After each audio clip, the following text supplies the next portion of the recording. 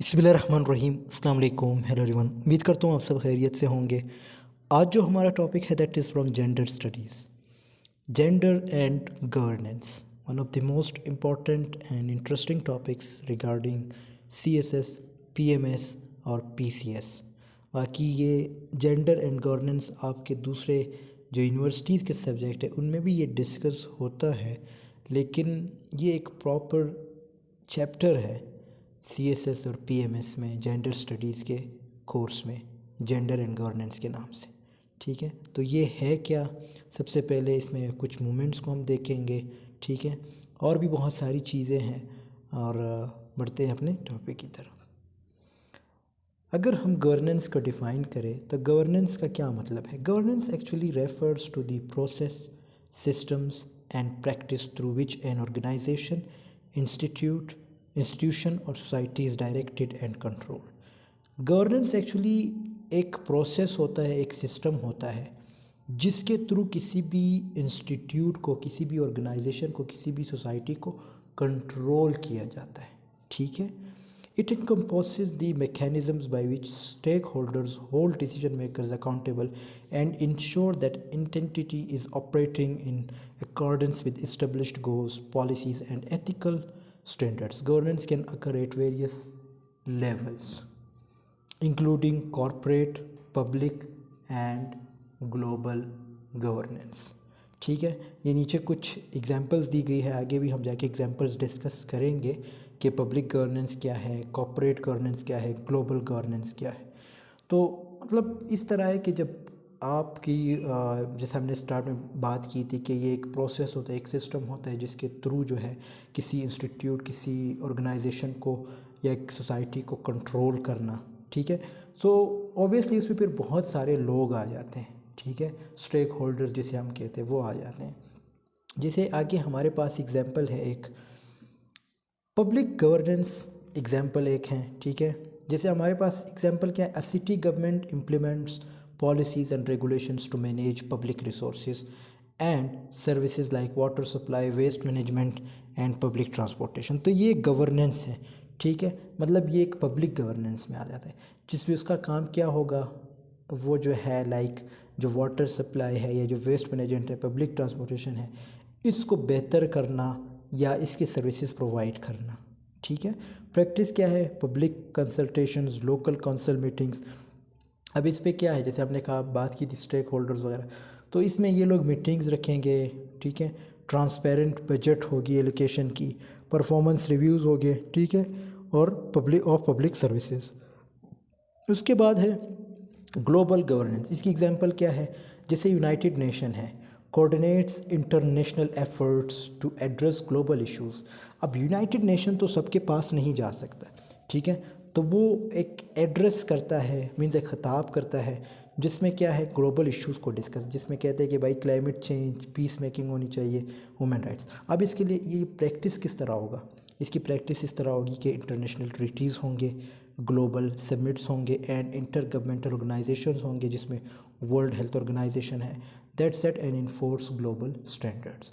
इस तरह फिर हमारे पास आईटी गवर्नेंस है, इन्वायरमेंटल गवर्नेंस है और कॉरपोरेट गवर्नेंस है। सो आई होप गवर्नेंस जो है आपको क्लियर हुआ होगा कि इसका एक्चुअल में कंसेप्ट क्या है। अब ये तो है एक सिंपल डेफिनेशन थी गवर्नेंस की।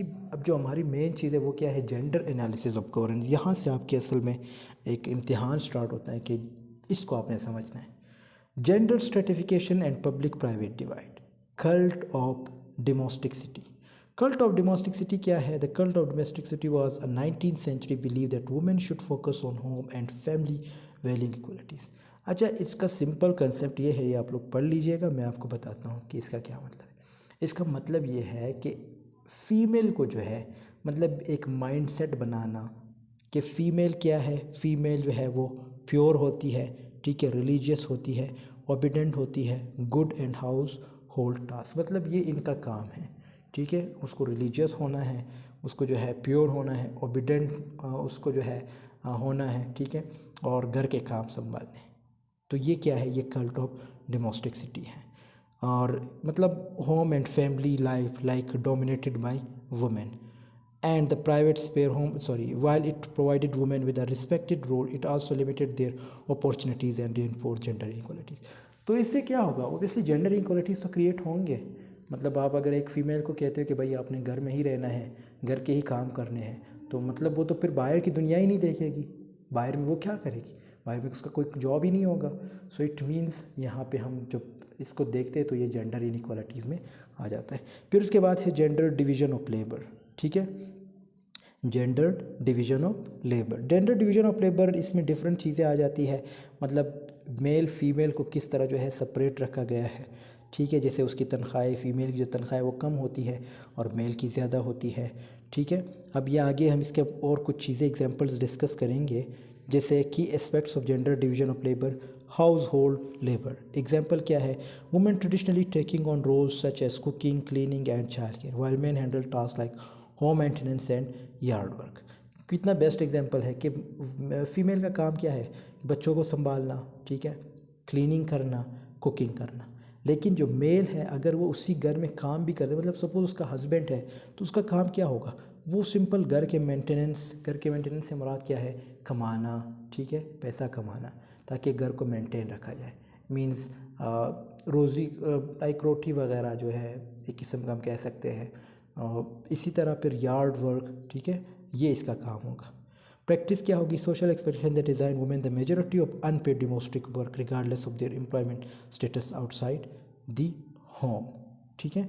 वर्क प्लेस सेग्रीगेशन क्या है, इसकी example predominance of women in caring professions, nursing and teaching and man is technical fields. ये भी बड़ा इंपॉर्टेंट है कि वर्क प्लेस सेग्रीगेशन क्या है, मतलब फ़ीमेल को कहा जाता है कि भाई आपके साथ जो प्रोफेशन सूट करेगी वो कौन सी है, टीचिंग है और नर्सिंग है। लेकिन जो मेल है उसके लिए टेक्निकल फील्ड्स होते हैं जैसे इंजीनियरिंग है और इसी तरह कंस्ट्रक्शन वगैरह। प्रैक्टिस क्या है, occupational segregation where certain jobs are seen as more suitable for one gender open resulting in gender pay gaps. तो इससे क्या होगा, इससे भी जेंडर पे गैप्स में जो है लाइक आप देख सकते हैं किसी की तनख्वाह ज़्यादा होगी तो किसी की कम होगी, ठीक है। सपोज़ मैं अगर आपको एक एग्जांपल दे दूँ कि अगर एक फ़ीमेल है वो इंजीनियरिंग कर भी लेती है तो फिर भी आप उसे नोट करें, वहाँ पे जहाँ पे वो काम करेगी वहाँ पे उसकी सैलरी इतनी नहीं होगी जितनी एक मर्द की होती है। इकोनॉमिक इम्प्लीकेशंस एग्जांपल क्या है, women often working part time और in lower paid positions due to responsibilities in the domestic sphere. Women जो है वो क्या करती है, समटाइम्स पार्ट टाइम जॉब करती है और लोअर पेड होती है। पार्ट टाइम जॉब तो ऑब्वियसली लोअर पेड होते हैं, तो फिर एक फ़ीमेल जब करेगी तो वो तो और लो होगी। तो इससे क्या है, ये डोमेस्टिक स्फीयर की वजह से मतलब उस पर जो है जिम्मेदारियाँ होती है घर की। प्रैक्टिस क्या है, economic policies and workplace practice that fail to account for or support the balance of work and family life, such as lack of affordable child care or parental leave. Governance does not take women's double burden into account. ये important point है, इसको समझते हैं कि इसका point का मतलब क्या है। तो इस पॉइंट का मतलब क्या है, governance often fails to adequately address the double burden that many women face, which refers to the dual responsibilities of paid work and unpaid domestic labor. This oversight can lead to policies and practices that don't fully support gender equality or the well-being of women. मतलब जो female है उसको again वही हम कह सकते हैं कि घर तक रखा जाता है और वो अनपेड होती है, मतलब अनपेड लेबर की तरह काम करती है, ठीक है। घर में जैसे बच्चे को संभालना, कुकिंग करना, ये एक अनपेड लेबर की तरह काम होता है, ठीक है। तो इट मीन्स गवर्नमेंट जो है वो इस बर्डन को जो है अपने सर नहीं लेना चाहती और अनपेड होते हैं, मतलब इनको सैलरीज वगैरह नहीं दी जाती। वुमेन्स रिप्रोडक्टिव रोल, इसमें अगेन वही बात आ जाती है कि वुमेन का काम क्या है, बर्थ, ठीक है, चिल्ड्रन बर्थ, ठीक है, फिर उन्हीं बच्चों को संभालना, ठीक है, तो ये इसका काम है। This role encompasses both the physical aspects of reproduction and the societal expectations and responsible। अब इसमें क्या है, मतलब एक तो ट्रेडिशन आपसे ये डिमांड करता है कि भाई अगर आपका बच्चा है तो आपने उसको पालना है, ठीक है। इसी तरह सोसाइटी का भी यही हाल है, सोसाइटी भी आपसे यही डिमांड करती है, ठीक है। इसी तरह women's lack of participation in governance. अब ये तो एक लंबा टॉपिक है, ये आगे भी हम देखेंगे कि किस तरह जो है वुमेन की लेक ऑफ पार्टिसिपेशन है गवर्नेंस में और किस तरह हम इसको इम्प्लीमेंट कर सकते हैं। जैसे आपने अमूमन देखा होगा कि फ़ीमेल है वो लीडर नहीं बन सकती, मतलब आपने बहुत कम देखे होंगे। क्यों, क्योंकि वो लाइक जो बोल्ड है वो बोल्डनेस उनके अंदर नहीं है। आवाम का ये मानना है, लोगों का ये मानना है, ठीक है, मतलब मेल जो है उनका ये मानना है। जैसे वो पॉलिटिक्स हो, इकोनॉमिक्स हो या सोशल इंस्टीट्यूशंस हो। फिर उसके बाद थर्ड पॉइंट है, ये तो इस पॉइंट्स के क्या है, मतलब ये जो जेंडर डिवीजन ऑफ लेबर है इसके पॉइंट्स थे, ठीक है। अब आते हैं थर्ड पॉइंट पे, जेंडर ब्लाइंड गवर्नेंस।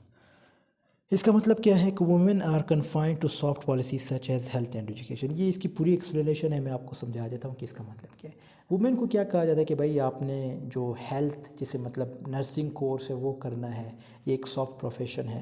इसी तरह एजुकेशन है, ये एक सॉफ्ट प्रोफेशन है, इसी में आपने जाना है, मतलब टीचिंग वगैरह जो होती है, ठीक है।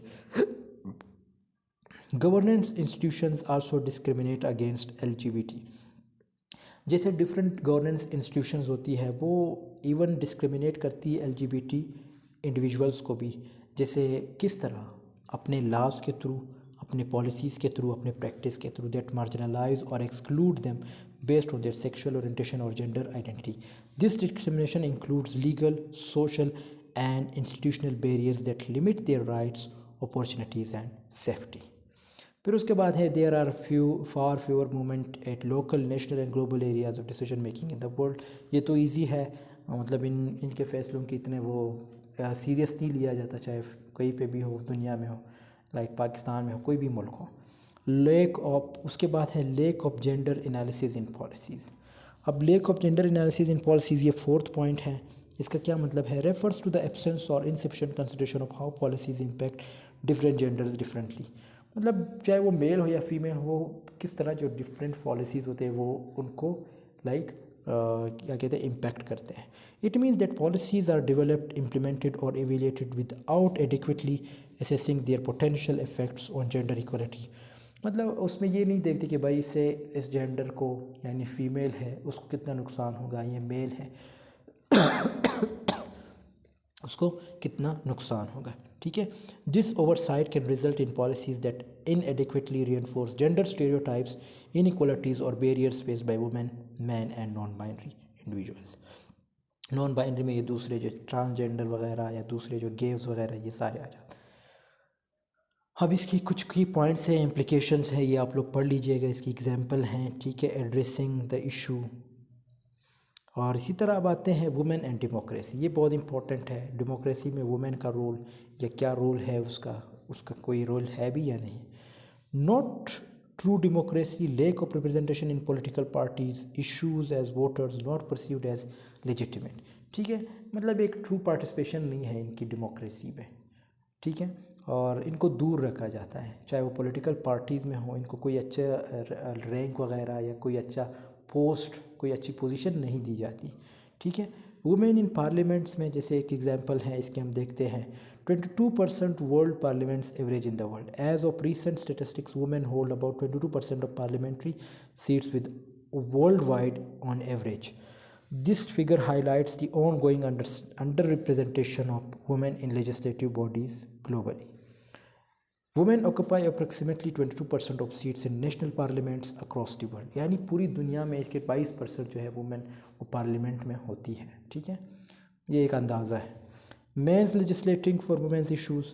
अब मेन जो है वो उसके फैसले करता है, मतलब ये बेस्ट एग्जांपल इसकी बहुत ही मज़े का पॉइंट है कि किस तरह, जैसे कोई फीमेल का इशू है तो उस पर लॉ कौन बनाएगा, उस पर लॉ बनाने वाला मेल ही होगा, ठीक है। तो ये इसका हम कह सकते हैं इस पॉइंट का मतलब है।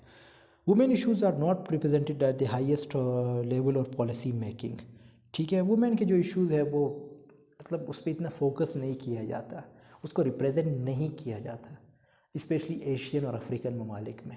अब वेस्ट में तो फिर भी ये लोग बाहर आ जाते हैं, कुछ ना कुछ कर लेते हैं, ठीक है। जैसे वहाँ पे आपने देखा हो कितने टाइप के जेंडर्स बने हुए, LGBT की थीरीज़, ये सारी की सारी मतलब वेस्ट से ही आई है। इसी तरह फिर वुमेन रिलेटेड लॉज आर, ये भी इसी पॉइंट से रिलेटेड, लेकिन मैंने ज़्यादा एक्सप्लेन नहीं किया क्योंकि ये इजी है। इसी तरह वुमेन रिलेटेड लॉज, ये अगला पॉइंट है। Women related laws are framed by man, ये अगेन इस पॉइंट से मिलता है। मतलब वुमेन के जो लॉज है, कोई मसला है वुमेन को, तो उस पर लॉ बनाने वाला कौन होगा, मैन ही होगा। तो राइट किसका बनता है, ओबियसली फीमेल का बनता है कि फीमेल ही फीमेल को समझ सकती है, वो उसके मुताबिक लॉ बना ले। उसके बाद है रेडिकल फेमिनिस्ट, सिक्स पॉइंट है analysis of governance. Radical feminism तो मैं ऑलरेडी डिस्कस कर चुका हूँ, ये टाइप्स ऑफ फेमिनिज्म की एक टाइप है रेडिकल फेमिनिज्म, जिसमें मैंने जिस पे मेरी वीडियोस बनी हैं, ठीक है। आप मेरे चैनल पे जा सकते हैं, वहाँ एक पूरी प्लेलिस्ट है जेंडर स्टडीज़ के नाम से, CSS का और PMS का और PCS का। जितने भी टॉपिक्स हैं सारे कवर हो रहे हैं और इंशाल्लाह हम सारे कवर कर लेंगे, ठीक है। तो उसको आप लोग ज़रूर देख लीजिएगा। बहुत सारे टाइप्स मैंने डिस्कस किए हैं उसमें, ठीक है। अब रेडिकल फेमिनिस्ट क्या है? Analysis of governance focuses on the idea that traditional governance structures inherently perpetuate male dominant and patriarchy। इसमें ये लोग यही कहेंगे कि भाई जो मेल है वो डोमिनेंट है, एक किस्म की पेट्रियार्की है सोसाइटी में, मेल ही सब कुछ करता है, चाहे वो घर में हो या बाहर हो या कोई डिसीजन मेकिंग हो, वो सारा मेल ही करता है। जैसे पेट्रियार्कल स्ट्रक्चर है, governance institutions are seen as inherently patriarchal, maintaining जितनी भी गवर्नेंस इंस्टीट्यूशंस है उसमें क्या है, पेट्रियार्की, मतलब मेल ही जो है उसको डोमिनेट करता है, मेल ही चलाता है। Systematic inequality, radical feminist argue that laws and policies often reflect and perpetuate existing gender inequalities and biases, ठीक है। तो ये इससे भी एक किस्म का इफ़ेक्ट पड़ता है पॉलिसीज़ और लॉस पे। और इसके बाद है नीड फॉर स्ट्रक्चरल चेंज, तो ये कहते हैं कि भाई एक स्ट्रक्चरल चेंज होना चाहिए। उसके बाद है वुमेन्स ऑटोनॉमी एंड एम्पावरमेंट, ये बहुत ज़रूरी है। इंटरसेक्शनलिटी, ये बहुत ज़रूरी है, ठीक है। अब एक और पॉइंट जो 7th पॉइंट है वो है role congregatory theory. Role congregatory theory suggest that prejudice arises when there is a mismatch between stereotypes about a social group's characteristics and the requirements of a particular role. For example, it explains why women may face discrimination in leadership positions as societal stereotypes about women being nurturing and communal conflict with stereotypes about leaders being assertive and dominant। ये बहुत ही important है, मैं आपको example देता हूँ। आज इस definition को आपकी इसलिए समझ आ जाए कि इसमें क्या है।